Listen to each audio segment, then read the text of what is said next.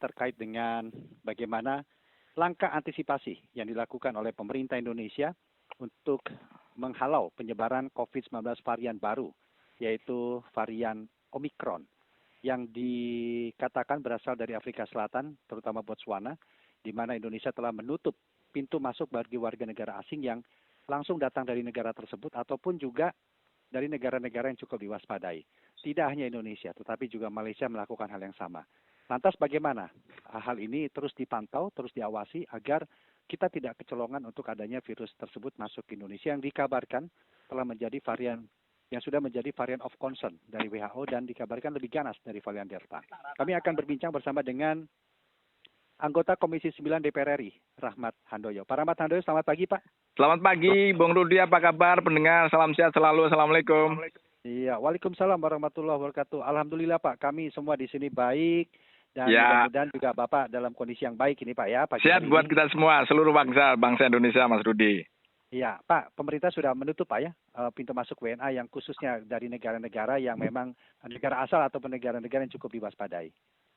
Ya, saya kira bagaimana menilainya Pak? Ya, saya kira sangat tepat ya apa yang disampaikan oleh pemerintah itu ya sebagai bentuk perlindungan terhadap warga negara dari ancaman potensi kemungkinan adanya penularan dari varian Omicron ya, suatu hal yang sangat positif ya. Tetapi tidak sebatas itu saya kira, tidak cukup. Tetapi yang penting kita sampaikan beri pandangan kepada warga negara bahwa pada dasarnya virus itu kan karakteristiknya kan bermutasi ya.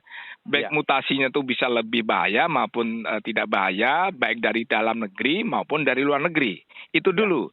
Jadi yang penting pertama adalah bagaimana kita tidak perlu panik, tidak perlu takut terhadap varian apapun, tetapi bagaimana kita yang utama itu menyikapi terhadap varian itu.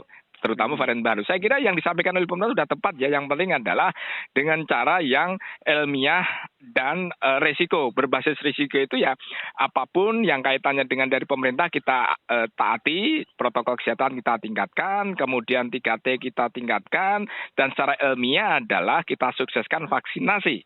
Karena vaksinasi sudah terbukti secara ilmiah cukup membantu dan membendung dari laju penyebaran COVID-19 itu. Nah, yang kedua adalah aturan kebijakan. Kebijakan salah satunya adalah kita melarang untuk sementara waktu terhadap sumber-sumber varian yang sangat berbahaya terutama di Afrika Selatan maupun negara-negara yang lain. Nah, berikutnya juga pemerintah sudah sangat tepat terhadap dengan menambah kembali lagi dari 3 hari menjadi 7 hari karantina setiap warga negara asing maupun Indonesia yang akan masuk ke Indonesia itu akan ditambah menjadi 7 hari lagi. Dan itu pun juga akan nanti menyesuaikan. Artinya menyesuaikan ketika nanti sudah cukup bagus kita buka perpendek lagi. Tapi kalau semakin berat ya nanti kita akan kembalikan lagi 14 hari. Yang penting adalah sikap kita warga negara, seluruh warga negara untuk bersatu padu ikutin perintah dari negara. Gitu, Bung Rudi. Itu kuncinya, Pak ya? Betul. Baik. Kemudian Pak, selain sudah melakukan langkah yang saat ini ditunggu-tunggu kan dengan menutup pintu masuk bagi warga negara asing, terutama dari negara-negara yang cukup diwaspadai. Nah, untuk di dalam negeri tingkat pengawasannya seperti tes, tracing, itu bagaimana? Apa saran agar terus dapat ditingkatkan ini Pak? Iya, selain tadi yang saya sampaikan menutup pintu-pintu perbatasan yang dari negara-negara yang kita sampaikan tadi, yang paling penting juga dari sisi resiko ya, kita begitu ada ada kasus, 3T itu harus kita gencarkan, baik testing, treatment, dan tracing. Karena itu adalah menjadi salah satu kata kunci kita bisa mengendalikan. Ketika saudara kita yang terpapar positif, bagaimana kita langsung tracing, kita testing sedemikian rupa sampai sedetail-detailnya, sehingga kita bisa meminimalkan. Nah, inilah yang kita lakukan saat ini, meskipun saat ini sudah landai, tetapi jangan menganggap bahwa COVID sudah tidak ada, nggak boleh. Kemudian kita lalai, kemudian kita kendor terhadap protokol kesehatan, tidak boleh. Justru ini adalah ingat sebagai cermin kita sebagai warga negara. Di negara yang tadinya landai, Singapura 1 tahun landai, Jerman menjadi salah satu yang terbaik di dunia dalam pengendalian COVID-19. Lihatlah sekarang terjadi ledakan luar biasa. Nah, untuk itu kejadian dari luar negeri itu menjadi cermin kita bersama agar tidak terjadi di kita.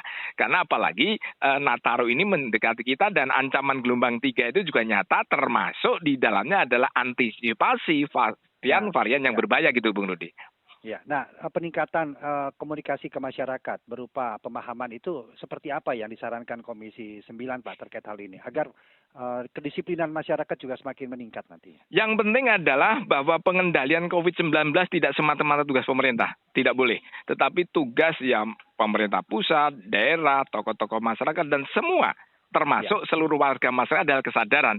Nah, untuk itu kita gelurakan, kita tidak kendat, kita tidak berhenti bahwa COVID itu masih bahaya, masih berisiko, makanya kita sosialisasikan setiap kesempatan, tokoh-tokoh masyarakat, baik sampai level RT RW, kita saling mengingatkan, ayo kita protokol kesehatan, saling mengingatkan, kemudian jogo tonggonya, jogo kampung tangguhnya, kita hidupkan kembali, jangan sampai lengah. Karena setiap negara, artinya belum ada negara kasus yang benar-benar landai kemudian landai selamanya, belum ada. Jadi Indonesia harus saling mengingatkan, saling bahu-membahu agar kita saling mengingatkan bahwa COVID itu masih bisa mengancam. Untuk itu sosialisasi, edukasi itu tidak boleh kendor. Bagaimana ikutin protokol kesehatan, sukseskan vaksinasi dan 3T gitu Mas Rudi. Iya. Karena kan tidak sedikit juga Pak masyarakat yang berpendapat loh kita ini kan di level 1, kenapa kok pas Nataru kita dinaikkan di level 3? Nah itu salah kaprah bahwa COVID yang saat ini landai kemudian loh kita kok sudah level 1, kita udah bebas berpergian. Salah besar, makanya kita selalu sampaikan, ingat kita bersyukur bergandengan tangan level 1, tapi jangan salah loh, level 1 itu bisa terjadi ledakan, bisa level 3, level 4. Kenapa? Negara lain yang tadinya landai terjadi ledakan, sekarang Jerman itu ribuan loh tiap hari meninggal gitu loh. Rusia juga begitu. Yang tadinya adalah seperti level 1 di Indonesia gitu loh. Nah, untuk itu memang menangani COVID-19 tidak hanya di Indonesia tapi seluruh dunia. Selama negara lain belum aman, kita masih bisa terancam. Untuk itu bolehlah negara lain, tetapi kita selalu satu padu bahwa kita harus saling mengingatkan bahwa COVID itu masih bisa mengancam. Salah satu prasyarat yang paling nyaman, efisien, efektif, ya protokol kesehatan. Ya. Jadi jangan kendor gitu Mas Rudi. Terus kita gelurakan begitu. Kemudian vaksinasi Pak. Nah ini juga perlu ditingkatkan kesadaran masyarakat juga kan untuk mencari tahu. Jadi tidak diundang tapi di mana sentra-sentra vaksin mereka juga dengan sendirinya keinginan itu muncul. Betul. Ini, Pak? Jadi memang secara ilmiah ini kata epidemiolog para ahli WHO ya, bahwa secara ilmiah vaksinasi telah membuktikan mampu menghambat terhadap laju COVID-19.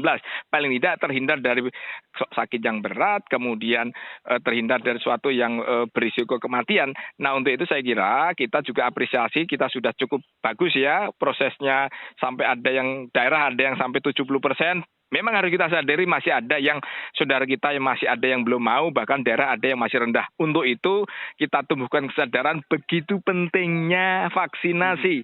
Karena bukan mengada-ada, ini penelitian ilmiah bahwa vaksinasi terbukti efektif perang melawan COVID-19 bisa menghambat. Untuk itu kepada saudara kita yang masih berkenan atau belum berkenan untuk divaksin, ayo kita sukseskan. Karena hanya salah satu dua kunci ya, vaksinasi, kolaborasi dengan pola hidup kita yang dengan 3M, kita bisa menghambat apapun tuh variannya. Jadi artinya vaksinasi menjadi kata kunci kita perang melawan COVID-19. Gitu Bung Rudi. Ya. Kalau fungsi pengawasan Komisi 9 Pak di daerah agar mereka juga tetap gencar melakukan vaksinasi, ini bagaimana ini Pak? Ya selalu kita mapping ya, ada beberapa daerah kemarin yang masih rendah vaksinasinya, kita kasih masukan apa kendalanya, apa karena distribusi vaksin, ataukah ada faktor masyarakat yang masih belum mau. Tapi kalau faktor masyarakat kita edukasi, kita gelurakan sama sampai level RT RW, tetapi kalau sampai distribusi belum ada, saya kira kita sampaikan. Ternyata masih ada beberapa ya, karena mungkin kinerja pemerintah daerah, karena kok ternyata ada yang sudah sampai 80%, tapi masih ada yang di bawah 60%, itu kan jomplang sekali kan. Nah untuk itu Komisi 9 selalu menyampaikan kepada pemerintah untuk berkoordinasi kepada Satgas sampai kabupaten kota ya, agar saling membantu. Kita tidak menjustifikasi kita punishment, tidak, tapi bagaimana kita support, bagaimana kita membantu agar daerah-daerah kabupaten kota yang tadinya masih rendah itu kita berikan support agar bisa seperti sama dengan di daerah lain begitu. Intinya Komisi 9 selalu mensupport, selalu mengkritisi mengapa kok daerah ini masih rendah, kenapa daerah ini serapannya vaksinasi masih belum sesuai dengan harapan. Inilah selalu kita gotong royong, bahasa kita adalah gotong royong, membantu daerah yang vaksinasi masih rendah untuk kita tingkatkan. Gitu Bung Rudi. Terima kasih Pak Rahmat Handoyo sudah meluangkan waktu berbincang bersama kami dan semoga benar-benar kesadaran masyarakat kita pun tinggi Pak ya dan juga mengikuti apa yang dianjurkan oleh pemerintah selama ini. Terima kasih Baik, Pak Rahmat. baik Mas Rudi, tetap semangat, salam sehat, assalamualaikum buat warga semua kita semua. Ya, Waalaikumsalam warahmatullahi wabarakatuh. Demikian kami berbincang bersama dengan anggota Komisi 9 DPR RI, Rahmat Handoyo.